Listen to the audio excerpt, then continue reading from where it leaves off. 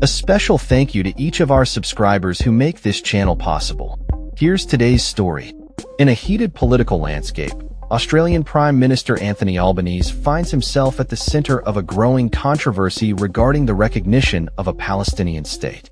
Opposition leader Sussan Ley has publicly criticized Albanese, asserting that he is out of his depth and failing to address critical questions surrounding this recognition.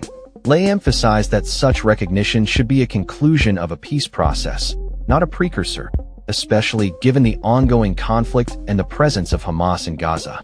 Ley's statements reflect a broader concern within the coalition about the implications of recognizing a Palestinian state while Hamas remains in control. Meanwhile, Nasser Mashni, president of the Australia-Palestine Advocacy Network, has voiced his discontent with the Prime Minister's approach, suggesting that Albanese has not adequately listened to the voices of Australians advocating for action against the humanitarian crisis in Gaza.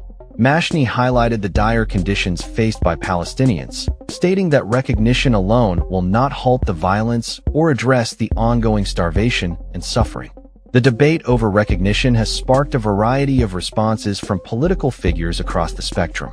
Greens Deputy Leader Mehreen Faruqi described the federal government's recognition as a small step forward, but criticized it as being 7 decades too late.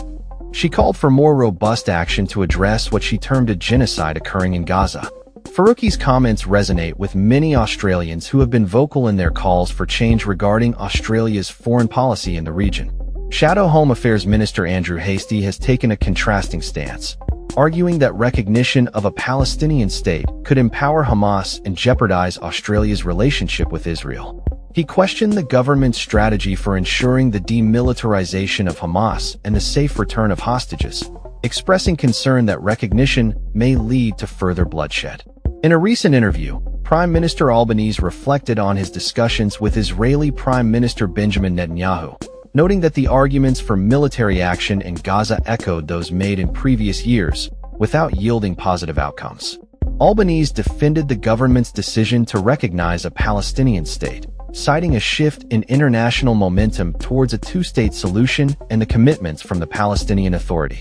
As the political discourse continues, the Prime Minister faces scrutiny over his evolving stance on Palestinian recognition, with questions arising about the timing and implications of such a decision.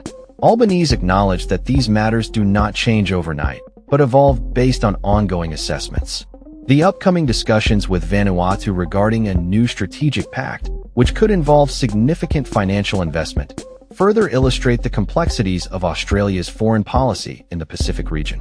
As the government prepares for a productivity roundtable next week, Albanese has also highlighted the need to address domestic issues such as planning and housing supply, which remain critical for the future of Australia's economy. The ongoing debates surrounding international recognition and domestic challenges underscore the intricate balance the Albanese government must navigate as it seeks to position Australia on the global stage while responding to pressing local concerns. That's all for this story. We upload videos every day covering many different subjects, so hit that subscribe button to stay informed. Thanks for watching.